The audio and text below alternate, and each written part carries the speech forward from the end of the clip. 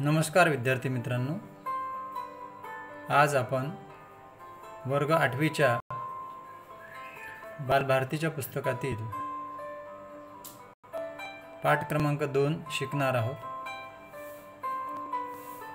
विद्यार्थी मित्रांनो, या पाठाचं नाव आहे माझ्या देशावर माझे प्रेम आहे। या पाठाचे लेखक आहेत यदुनाथ थत्ते।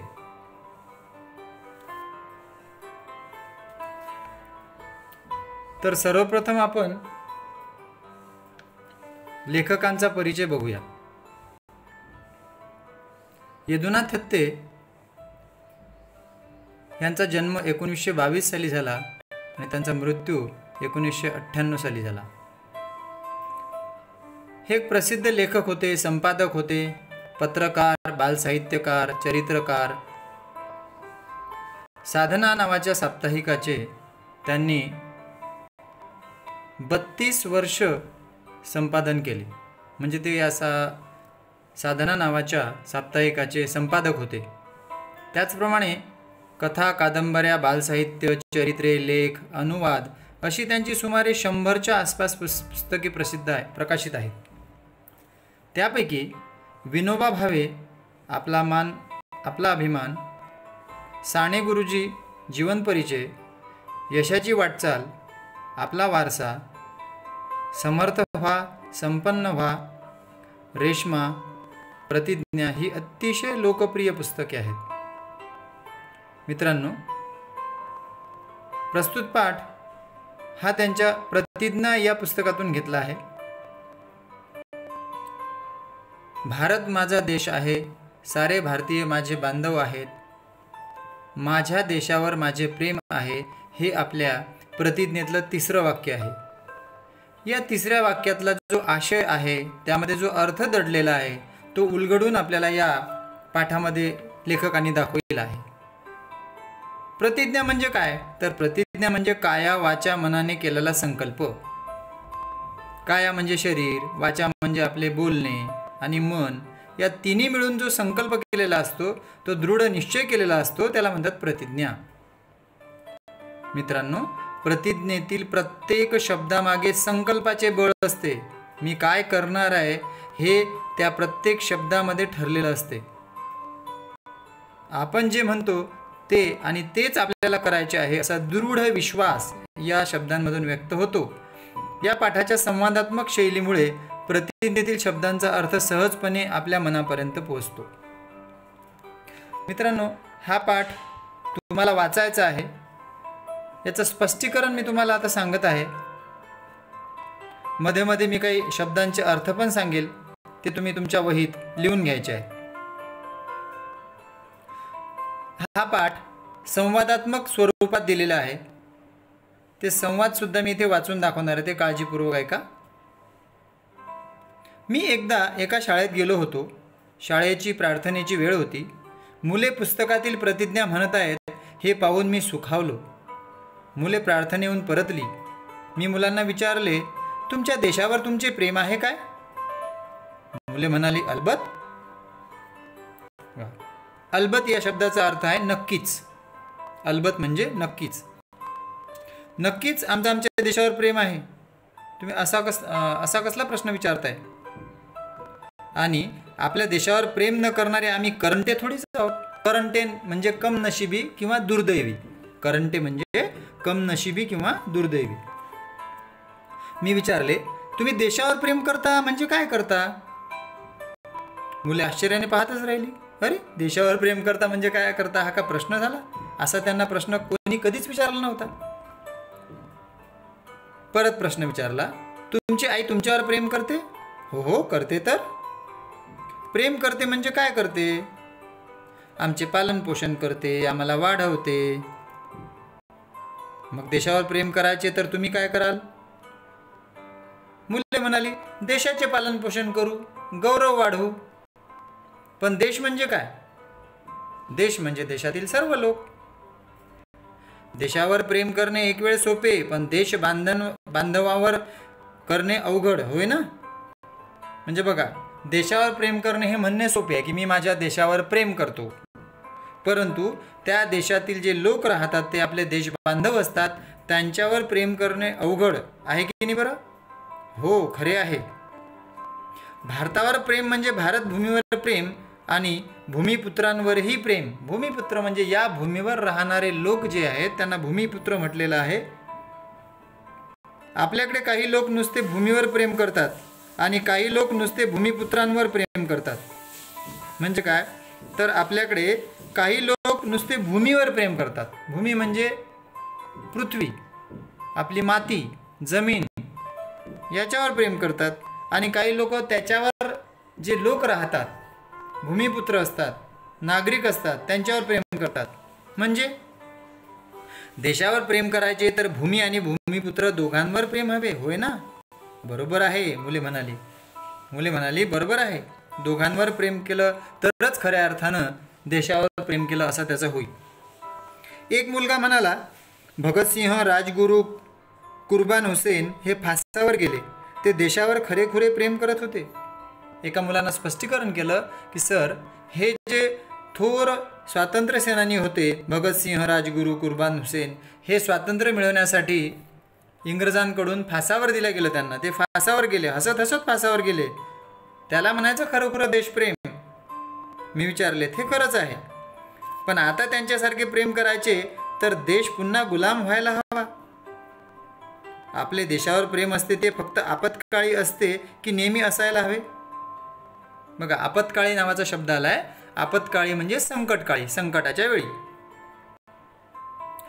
मग आता तुम्हाला जर भगतसिंह, राजगुरू यांच्यासारखे प्रेम करायचे तर परत आपला देश जो आहे हा संकटात न्यायला पाहिजे का?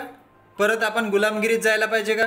म्हणजे आपण स्वातंत्र्यासाठी लढू आणि मग आपल्या देशावर प्रेम आहे हे सिद्ध होईल, असं करायचं का? एक मुलगा म्हणाला, नेहमीच करायला हवे. आपल्याला प्रेम दाखवायला संधी मिळावी म्हणून संकटांना आमंत्रण थोडेच द्यायचे, संकट थोडी ओढून घ्यायचे. आपल्या अंगावर संकट ओढून घ्यायचे का आपल्याला संधी मिळावी म्हणून? पण नाही. बघा, एक उदाहरण दिलं आहे. एकदा पंडित जवाहरलाल नेहरू निवडणुकीच्या दौऱ्यावर होते. लोकांनी त्यांची गाडी अडवली आणि भारत माता की जय असा गगनभेदी घोष त्यांनी केला. गगनभेदी म्हणजे आभाळाला भेदून जाणारा खूप मोठा जयघोष. पंडित नेहरू खाली उतरले आणि भारत माता की जय म्हणजे काय ते लोकांना विचारायला लागले की तुम्ही भारत माता की जय, आता हा इतका मोठा नाद केला, जयघोष केला, त्याचा अर्थ काय? चर्चा करत करत भारत माता म्हणजे भारतातले सर्व लोक, ही गोष्ट त्यांनी लोकांना समजावली. देशावर प्रेम करायचे म्हणजे जात, धर्म, वंश, भाषा हे वरवरचे भेद विसरून सर्वांवर प्रेम करायचे. म्हणजे काय? तर भारतात अनेक जातीपंथाचे, अनेक धर्माचे, अनेक वंशाचे लोक राहतात, अनेक भाषा बोलणारे लोक राहतात. मग त्यांच्यात भेद करून चालेल का? तर नाही.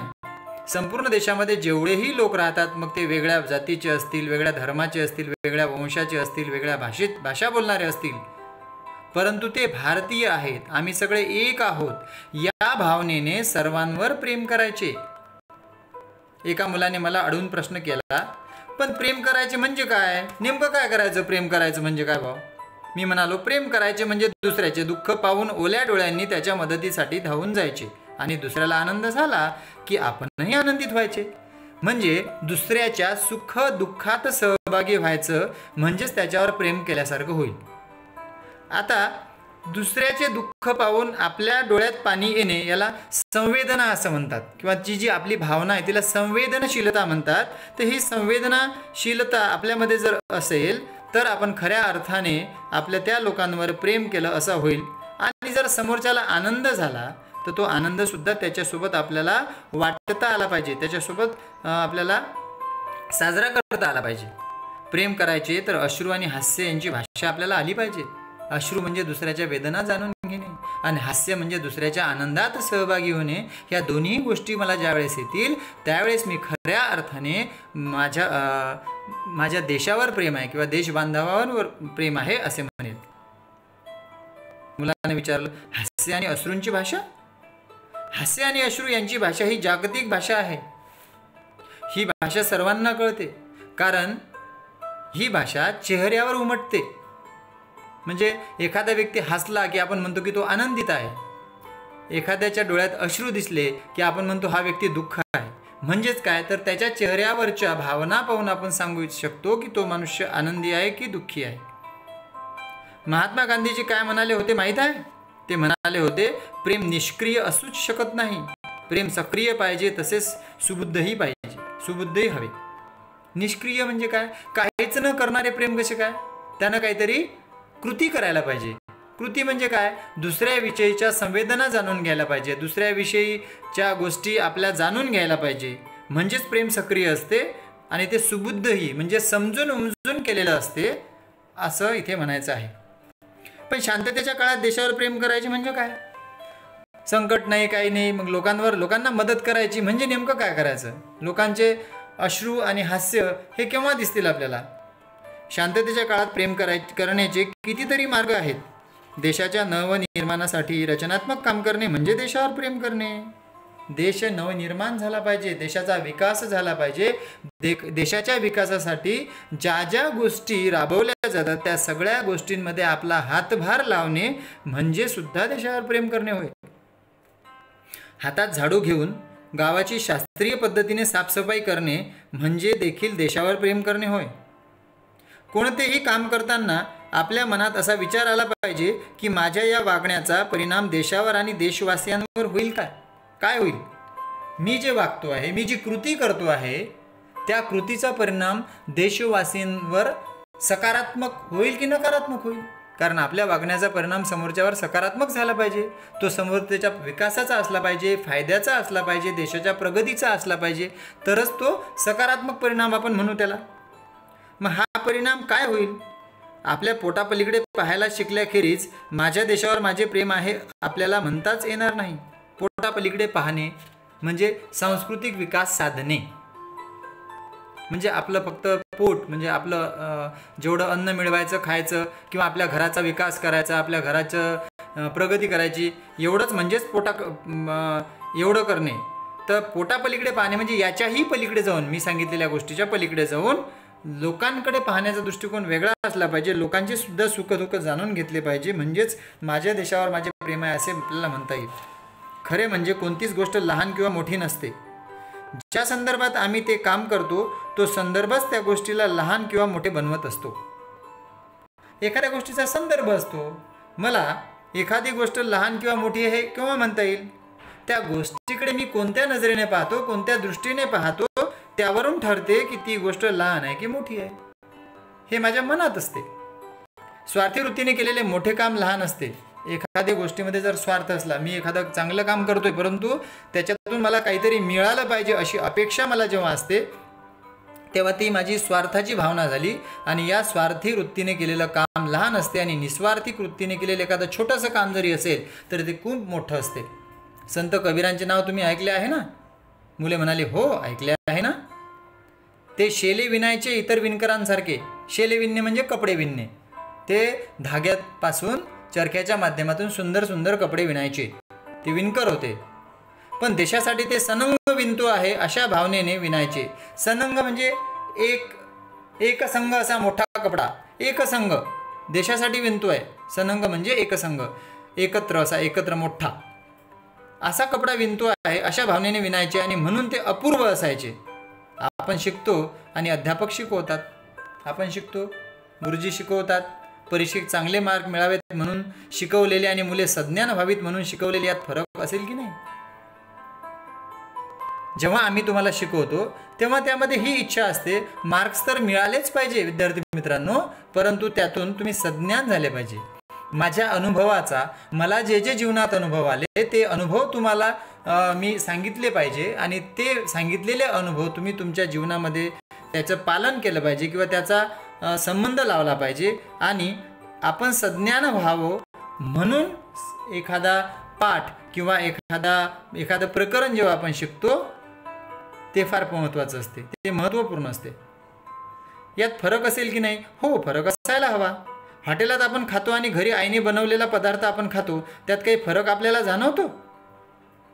आईच्या प्रेमाची चव त्या पदार्थात मिसळलेली असते ना. कारण आई जेव्हा पदार्थ बनवते त्यात तिचं प्रेम ओतलेलं असते, परंतु जेव्हा एखादा हॉटेल मालक किंवा हॉटेलमधला कामगार तो पदार्थ बनवतो तो फक्त त्याचं काम म्हणून बनवतो, त्यात प्रेम भावना वगैरे काहीही नसते. म्हणून दोन्ही पदार्थांमध्ये एकच पदार्थ असेल तर चव वेगवेगळी असते. अमुक वजनाचा हात अमुक गतीने पाठीवर धपधप करू लागला की आपल्याला जे जाणवेल ते, आणि आईने पाठीवर शाबासकी दिली त्यात अंतर आहे की नाही.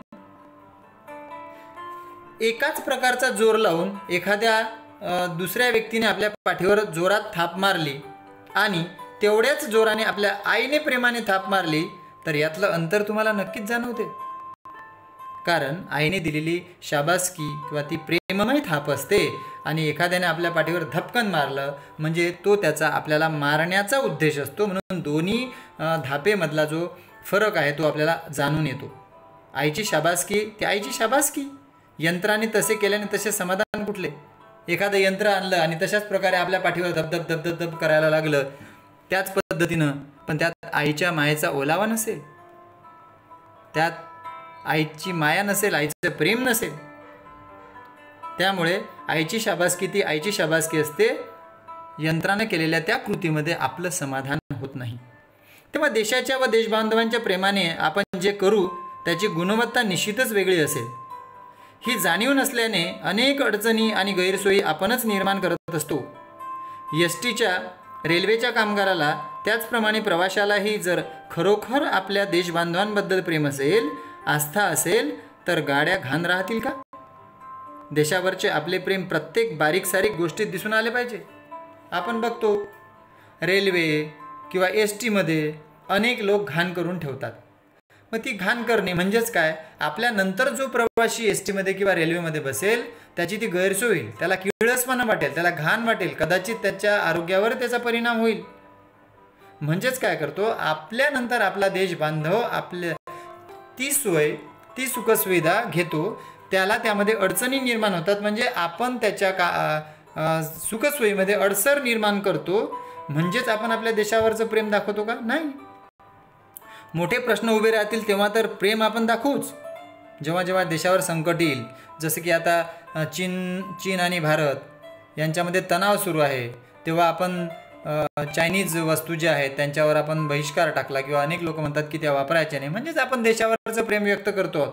पण असे मोठे मोठे प्रसंग प्रत्येक वेळेत आलेच पाहिजे असं थोडी आहे. अर्थात असे प्रश्न जीवनात एखाद्या वेळी आले तर येतात, पण छोटे प्रसंग तर रोजच येतात. आपले देशावरील व देशबांधवांवरील प्रेम प्रकट करण्यासाठी संकटांना निमंत्रण देण्याची गरज नाही.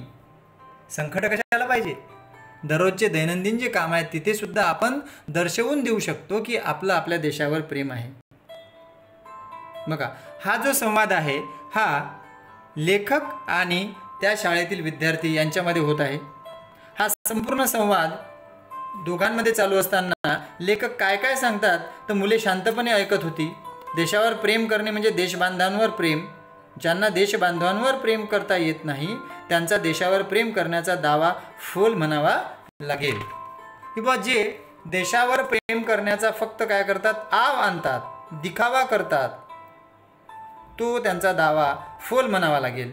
म्हणजेच देशबांधवांवर सुद्धा तुम्हाला प्रेम करता आलं पाहिजे. फक्त म्हणून चालणार नाही की माझं माझ्या देशावर प्रेम आहे. सारे विश्व प्रेमाने कवेत घ्यावेसे वाटले तरी जवळचे त्यांनाच आलिंगन देता येते. जे जवळचे आहेत त्यांनाच आलिंगन देता येते. जे खूप अमेरिकेत किंवा तिकडे राहतात लांब लांब देशात लोक, त्यांना थोडी काही तुम्हाला प्रेमानं कवेत घेता येईल. त्याचप्रमाणे यच्च यावत मानव मात्रावर प्रेम करायचे म्हटले तरी शेवटी देशबांधवांवर प्रेम करणे शक्य असते. आता इथे यच्च यावत शब्द आला. यच्च यावत शब्दाचा अर्थ आहे सगळे किंवा सर्व. सर्वच्या सर्व मानव मात्रावर प्रेम करायचे म्हटले तरी शेवटी देशबांधवांवर प्रेम करणे शक्य असते. म्हणजेच काय, प्रत्येक मनुष्यात मी संपूर्ण देशातील व्यक्ती समजला पाहिजे की हा माझा देशबांधव आहे, जो दिसेल तो. आपण अगोदर पाहिलं की प्रेम कधीही निष्क्रिय राहू शकत नाही. प्रेमात अपार अशी संवर्धक शक्ती असते, म्हणजे ताकद देणारी शक्ती असते. ती ओळखूनच खरा धर्म या कवितेत साने गुरुजी म्हणतात, खरा तो एकची धर्म जगाला प्रेम हर पावे. साने गुरुजी म्हणतात की एकच धर्म खरा आहे. कोणता? जगाला प्रेम देण्याचा. वेगवेगळे जे धर्म आहेत त्या सगळ्या धर्मांची शिकवणच मुळात ती आहे. त्यामुळे एकच धर्म मानायचा आपण. कोणता? जगाला प्रेम अर्पण करा आणि हाच धर्म सर्वश्रेष्ठ आहे. अशा खऱ्या धर्माच्या उपासकालाच खऱ्या अर्थाने तसे म्हणता येईल की माझ्या देशावर माझे प्रेम आहे. जो सर्व जाती पंथाच्या, वेगवेगळ्या भाषिकांच्या, वेगवेगळ्या प्रदेशात राहणाऱ्या लोकांवर सारख्याच प्रमाणात प्रेम करेल, सगळ्यांना समान लेखेल, अशा व्यक्तीलाच म्हणण्याचा अधिकार आहे की माझ्या देशावर माझे प्रेम आहे.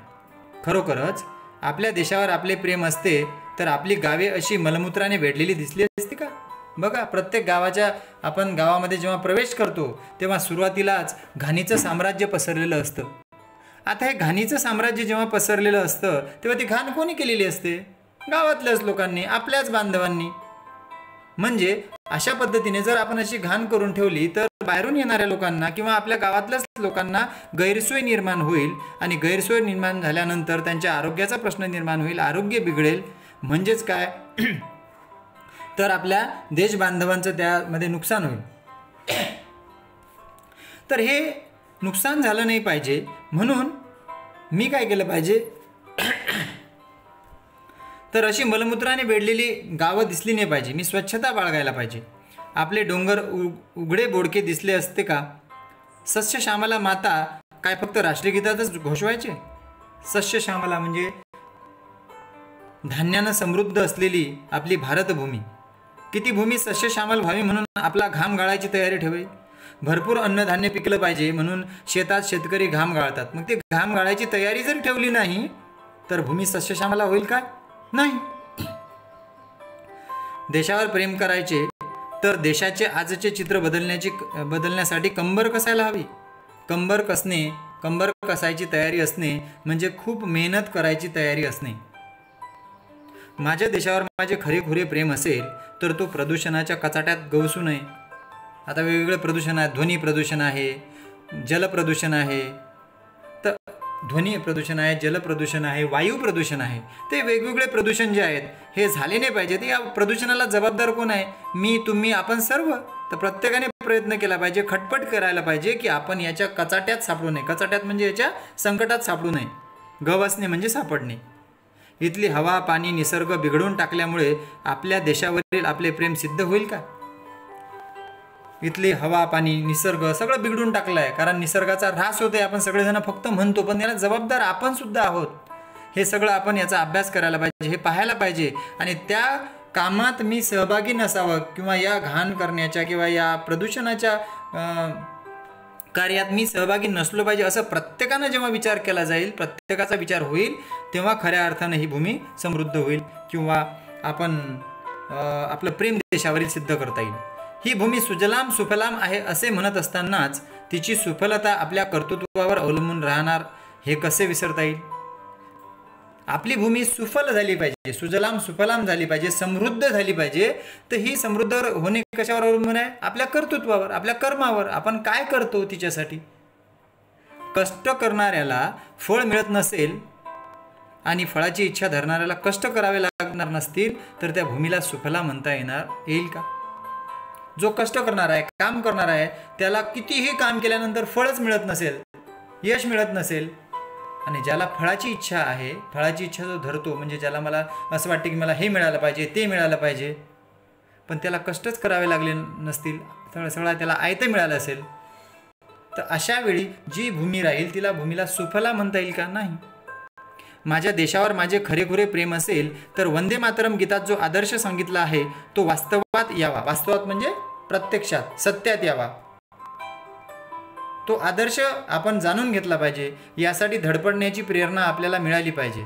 पण त्यासाठी प्रयत्न करण्याची प्रेरणा आपल्याला मिळाली पाहिजे की मला जो आदर्श आहे हा आदर्श मी वास्तवात आणील आणि त्यासाठी मी काय करेल? प्रयत्न करेल.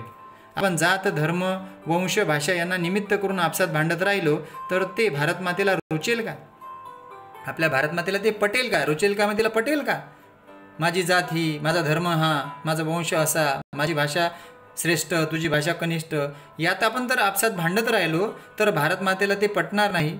देशावर आपले प्रेम असेल तर सर्व समाज घटकांना न्याय, स्वातंत्र्य, समता आणि आपलेपणाची हमी आपल्याला देता आली पाहिजे. बघा, समाज घटना, आपले जे समाज घटक आहेत, संपूर्ण समाज घटक आहेत, त्यांना न्याय मिळाला पाहिजे, स्वातंत्र्य मिळालं पाहिजे, समता मिळाली पाहिजे आणि आपलेपणाची हमी, म्हणजे प्रत्येक जण आपल्याला आपलं म्हणतोय, मी भारतवासी आहे आणि समोरचा सुद्धा भारतवासीच आहे, अशी आपलेपणाची भावना, हमी म्हणजे आपलेपणाची शाश्वती देता आली पाहिजे.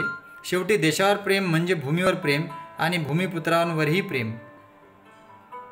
भूमिपुत्रांवर ज्यांना प्रेम करता येत नाही त्यांचे भूमीवर प्रेम करणे हे एक प्रकारचे ढोंगच होईल. भूमीवर प्रेम, मी माझ्या भारतभूमीवर प्रेम करतो म्हणजे काय फक्त मातीवर प्रेम करतो का? भूमीवर प्रेम करतो म्हणजेच भूमिपुत्रांवर प्रेम करतो, म्हणजे या मातीमध्ये जे जे लोक जन्मलेले आहेत, जे लोक गुण्यागोविंदांना सगळे राहत आहेत, या सगळ्यांवर मी प्रेम करतो, या सगळ्यांच्या सुखदुःखात मी सहभागी होतो, असं मला जेव्हा वाटते तेव्हा मी माझ्या भारतावर प्रेम करतो असं म्हणता येईल. पण भूमिपुत्रांवर ज्याला प्रेमच करता येत नाही, ते जे भूमीवर प्रेम करणे असे म्हणतात, त्यांना भूमिपुत्रावर प्रेम करता येत नाही, ते त्यांचं ढोंग आहे असं लेखक म्हणतात. वंदे मातरम गीतात जे चित्र शब्दांकित झाले आहे ते वास्तवात यावे म्हणून धडपड करत राहणे आणि सर्व भूमिपुत्रांना न्याय, स्वातंत्र्य, समता आणि आपलेपणा यांचे आश्वासन देणे म्हणजेच देशावर प्रेम करणे होय. बघा, शेवटच्या 4 ओळीत लेखकांनी सांगितलेलं आहे की वंदे मातरम हे जे गीत आहे, या गीतात जे चित्र शब्दांकित झालेले आहेत ते वास्तवात आलं पाहिजे. माझी भूमी सुजलाम सुफलाम मलयज शीतलाम झाली पाहिजे. मग हे चित्र प्रत्यक्षात आलं पाहिजे, वास्तवात येणे म्हणजे सत्यात येणे. म्हणून मी धडपड करत राहणे, धडपड करणे म्हणजे प्रयत्न करणे, धडपड करणे म्हणजे प्रयत्न करणे आणि सर्व भूमिपुत्रांना म्हणजे सर्व भारतवासियांना न्याय मिळाला पाहिजे, स्वातंत्र्य प्रत्येकाला मिळालं पाहिजे, समता मिळाली पाहिजे आणि आपलेपणाची भावना त्यांच्यामध्ये जागृत झाली पाहिजे किंवा त्यांना त्याची शाश्वती आली पाहिजे की मला सगळेजण आपलं म्हणतात, असं त्यांना आश्वासन जेव्हा मिळेल तेव्हा आपण खऱ्या अर्थानं म्हणू की देशावर प्रेम आहे किंवा माझं माझ्या देशावर प्रेम आहे. ह्या पाठामध्ये सांगितलेल्या सगळ्या गोष्टींवर विचार जेव्हा करून मी माझी कृती करेल किंवा या पाठात सांगितलेल्या सगळ्या कृती, हा पाठ फक्त वाचण्यासाठीच नाही तर या पाठातील सगळ्या कृती मला आचरणात आणायच्या आहेत आणि ह्या कृती जेव्हा मी आचरणात आणेल तेव्हाच मी खऱ्या अर्थानं प्रतिज्ञेतलं 3रं वाक्य सत्यात आणलं असं होईल आणि ते वाक्य आहे माझ्या देशावर माझे प्रेम आहे. तर विद्यार्थी मित्रांनो, हा पाठ अशा प्रकारे इथे संपलेला आहे. याचा अर्थ तुम्हाला कळला असेलच नक्कीच. तर या पाठाचं तुम्ही पुन्हा वाचन करायचं आहे आणि या पाठामध्ये दिलेला स्वाध्याय सोडवायचा आहे. त्यामध्ये काही अडचणी असतील तर त्या आपण पुढील तासिकेत बघूया. धन्यवाद.